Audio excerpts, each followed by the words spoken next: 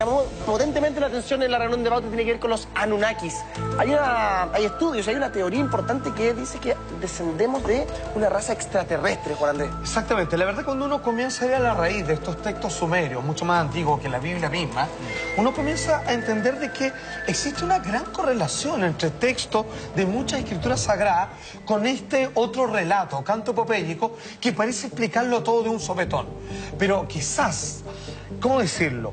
El contexto para muchos puede ser hasta ofensivo, antirreligioso, porque lo que dice derechamente es que en cierto momento una raza extraterrestre con una superioridad tecnológica y maestros en la manipulación genética descendieron en la Tierra interesados por todos los minerales que aquí siguen existiendo. Principalmente oro. Por ejemplo, sobre todo el oro, de ahí que digamos las distintas razas comenzaron a crear una especie de adoración por este metal precioso y que hoy día entendemos que no es muy resistente, pero como términos comunicacionales, términos de transportación de información, es tremendamente útil y que alguien que tuviese solo tecnología debería interesarle, no así a las culturas primitivas que estaban obsesionadas, al parecer de alguna manera inculcados por los dioses o extraterrestres que los crearon. El Salfa también iría como en contra de la teoría evolutiva de Darwin, entonces igual es como... Hay un punto clave. Fíjate que lo apoya un poco porque como que hicieron una mezcla de ADN, supuestamente, no me equivoco. Exactamente. Ellos con alguna especie de mono y la fueron perfeccionando y esa en teoría es la evolución. Y fíjate que... sería de la vida de la no vida, igual no tiene tanto sentido. No, sí tiene, porque en realidad lo que hicieron fue evolucionar un primate. ¿Y Adán sería un Anunnaki? De alguna manera, o una mezcla de los cuales.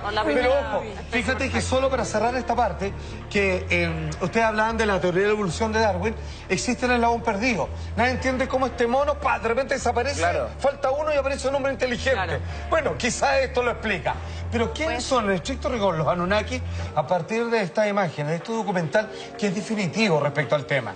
Nombre está en la traducción directa, los que del cielo a la tierra descendieron.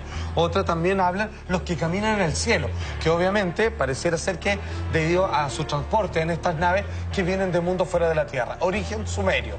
Ubicación entre los ríos Tigris y Éufrates en la zona de Mesopotamia, actual Irak, que no deja de ser curioso, que es una zona de alto conflicto y que para muchos obviamente también llegan a la conclusión que es de donde de alguna manera surgió la vida inteligente, ¿cierto? De eso junto con África. ¿Y tenemos presencia de ellos o estudios de presencia de ellos en Sudamérica?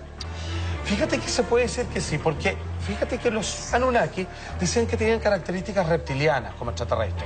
Y cuando vemos la gran adoración, como Quetzalcóatl, por ejemplo, en México, entre la raza azteca, o incluso que los propios mapuches dicen que habían dos dioses, el del cielo y la tierra, que era Caicayvilú, ¿cierto? Y Tentren, que son dos serpientes que se juntaron y crearon al mapuche, al hombre de la tierra. Y si tú lo juntas con los dragones chinos que descendieron a la tierra para crear la raza humana, todos hablan de dragones voladores, de criaturas reptiles que con los Anunnaki, los que caminan en el cielo, que seguramente le llaman la atención porque descendían en naves, por así decirlo, que los transportaban por los cielos. Y a buscar el oro, como el dios Viracocha de los incas, lo mismo, bajaban a buscar este oro y cómo junta la cultura china con la cultura mapuche, con la cultura azteca o con los propios sumerios y que todos hablan de lo mismo respecto al origen de las cosas. Por tanto, te hace bastante sentido. Hace bastante sentido porque dentro de las distintas religiones esta parece ser la historia que lo engloba todo. Bueno, mucha atención porque hablemos de cómo son derechamente la jerarquía, la descendencia, quién es el padre de estos dioses conocidos como la raza de los Anunnakis. Atención. La llamada tríada de dioses sumerios la encabezaba Anu, el soberano monarca y máximo mandatario del planeta Nibiru. Casado con Antu, tenía dos hijos, Enlil y Enki, enfrentados entre sí por la sucesión del trono. Anu, o An, significa cielo y se le representaba con una estrella. Era el dios que gobernaba desde los cielos. Los sumerios le rendían culto en la ciudad de Ur. Enlil, segundo hijo de Anu, era el dios supremo de Sumeria, tras sustituir a su padre. Conocido como el dios de las tormentas y el viento, su naturaleza era la fuerza y la violencia. Un ser colérico, que según describen los textos sumerios, era un canciller militar, arrogante y dictador al que solo le interesaba la conquista de nuevas regiones en la tierra a las que gobernar. Enlil odiaba a los hombres. Intentó destruir la raza humana en 3 ocasiones. La más popular fue el diluvio universal. O sea, no solo, fíjate que hablan de cómo crearon al hombre con una similitud, ¿cierto?, de nomenclatura muy parecida a otros libros sagrados, como incluso la Biblia, sino que también ellos hablan del diluvio universal, por qué lo construyeron, que ya muere ese punto, porque tuvieron que deshacerse de la raza humana, de la cual consideraron de alguna manera peligrosa, digamos, o con una capacidad de reproducción, digamos, que se les fue de las manos. O sea, si hay que rezarle a alguien, hay que rezarle a un Anunnakis. En realidad, ¿Ellos podían ser nuestras divinidades realmente? Porque ellos son los que vienen del cielo. Claro. Ahora, esto fíjate que tú lo puedes contar, eso te pregunta la religión, porque quizás la pregunta válida es ¿quién creó a los Anunnakis? Y ellos tenían una cierta casta de religión que los apañaba. No eran solo científicos que no creían en una fuerza o inteligencia superior. De alguna manera, ellos, a través de la genética, lograron estos cuerpos inmortales, que obviamente, qué curioso, porque también hablaban del fruto del conocimiento que le estaba vedado a los hombres para que no fueran inmortales como sus creadores. Pero de alguna manera también creían ellos en un tipo de Dios. Y ya que estamos hablando de religión, ¿hay presencia de ellos en la Biblia, en el Antiguo Testamento o en el Nuevo? De todas maneras, entendiendo que son gigantes, son mencionados como los Néfilim. Se habla en la Biblia que los dioses o ángeles, en realidad es como los menciona, que se enamoraron de mujeres de la tierra y bajaron y tuvieron sexo con ellas y tuvieron ciertas descendencias. También lo hablan, por ejemplo, como los dioses griegos, que estaban los semidioses, que obviamente se juntaban con unos otros para crear, digamos, gente como Perseo y otras más. Obviamente, maestro, tú me querías preguntar algo. ¿A qué vinieron? Esa es la pregunta del millón. ¿Qué venían a buscar acá? ¿Con qué querían encontrarse? ¿Qué había en la tierra que tanto les interesaba? Lo explica el siguiente segmento. La primera expedición Anunnaki que llegó a la Tierra, todo según las tablillas, estaba compuesta por 50 Anunnakis, liderados por Enki, enviado a la Tierra por su padre Anu. El motivo de esta visita no era otro que el de establecer un puerto espacial en el Golfo Pérsico, para construir una refinería y realizar grandes extracciones de oro y minerales. Los Anunnakis se enfrentaban a una grave crisis en el ecosistema y atmósfera de su planeta Nibiru. Los rayos ultravioleta del Sol de su galaxia estaban causando estragos debido a su débil capa de ozono. Necesitaban el oro para su propia supervivencia. Idearon un sistema para refinar el mineral y lo liberaban con partículas en polvo en suspensión en su estratosfera. De esta forma creaban una barrera protectora contra los rayos solares. Puede ser de alguna manera. Bueno, estamos comentando parte del video que la relación, digamos, de lo que encuentran estas tablillas sumerias, de quiénes son estos dioses, de dónde vienen, a qué vinieron, cómo nos crearon, de alguna manera uno puede encontrar parte como de la historia, resumen de cómo evolucionando el hombre. Es como que si hubiésemos heredado todas sus mañas también, porque ellos batallaban entre sí, tenían obviamente problemas, ciertos conceptos, en donde algunos, por defender su postura, no tenían ningún tapujo en atacar, digamos, a sus propios congéneres. Era medio malévolo, ¿no? Mira, digamos que era muy terrenal. Mira, sí, la Biblia, o más fácil, la Biblia dice que Dios creó al hombre a su imagen y semejanza. Si lo llevamos a esto, nuestras mañas, digamos, nuestras desidias, chaqueteros, envidias, ciertos miedos que nos obligan a combatir, digamos, indebidamente con el resto, parecieran que son extrapolaciones de nuestros mismos creadores también. No se desdice de esa parte. Salfa, ya, si son inmortales y se supone que vivían en otro mundo y vinieron para acá, ¿podrían volver en algún momento? Bueno, es una pregunta, digamos, muy peleaguda, porque supuestamente, como está escrito también en estos textos, ellos se transportan en un planeta que varios científicos sí están de acuerdo en esto, que dentro de los planetas del sistema solar falta uno, que debiera tener ciertas proporciones, ser más grande, etcétera, etcétera. Ese planeta es conocido como Nibiru o Hercóbulo, le llaman otros. Dicen que tiene, a diferencia del sistema elíptico, ¿cierto?, de transportación alrededor del Sol, esto, digamos, tiene una elipsis, digamos, que va de forma vertical y que solo parece ser que nosotros cada 3.600 años. ¿Cuándo es eso? Más o menos muy pronto. Entonces quizás podrían venir a buscarnos muchas cosas. Ahora, obviamente, apenas se instalaron en nuestro planeta, obviamente lo primero que hicieron, y ahí donde también esto aparece en distintos textos antiguos sagrados, comenzaron a generar grandes ciudades, algunas como esta. Según las tablillas, los Anunnaki fundaron un total de 7 bases operativas en la Mesopotamia meridional. Después de Eridu, la siguiente fue Battivira, que significa lugar brillante donde el mineral se finaliza. Era pues un centro metalúrgico de fundición donde se refinaba el oro. Laraak, viendo el brillante fulgor. Era una ciudad, como su nombre indica, que cumplía la función de baliza. Emitía luces para guiar y facilitar los aterrizajes de las lanzaderas espaciales. Sipar, ciudad pájaro. Era un puerto espacial equipado con una pista de aterrizaje. Shuru-Pak, el lugar del supremo bienestar. Era el centro médico liderado por Ninhursag, hermanastra de Enlil y Enki. Nippur, que significa el lugar terrestre de Nibiru, era el centro de control de la misión, al frente del cual estaba Enlil. A buen entendedor, ¿con qué nos encontramos acá? Que una de las ciudades más antiguas, obviamente verdaderos templos, una civilización que se emplazó, digamos, por todo este territorio, los nombres de todas estas capitales, por así decirlo, tenían relación con los Anunnaki y con, obviamente, como indican las tablas de los sumerios, que obviamente, y fíjate que las construcciones no son casuales. Acá hay una inteligencia matemática, están todas alineadas, como obviamente, a partir de la tecnología humana que hoy día nos permitimos hacer cálculos y ver sobre el terreno, de que tienen incluso la ubicación sobre los centros energéticos que después se han descubierto que hay una línea que une las ruinas de Machu Picchu, obviamente, con las líneas de Nazca, que también parecen pistas de aterrizaje y un largo etcétera. O sea, esto no es producto de la casualidad.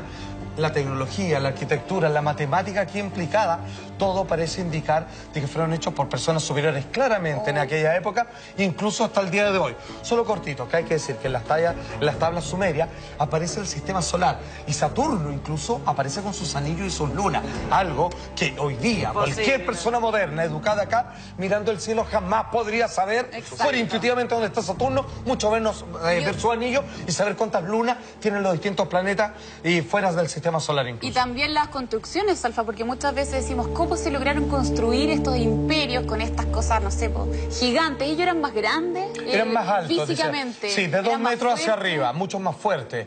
Ellos crearon sus cuerpos, dicen, lograron generar una cierta biología que les permitía cambiar de envase cada cierto tiempo y así volverse inmortal. O sea, a buen entendedor, si alguien quisiera matar a uno de ellos, lo podría hacer. Pero si es que no había ningún excedente de por medio, digamos, ellos no mueren.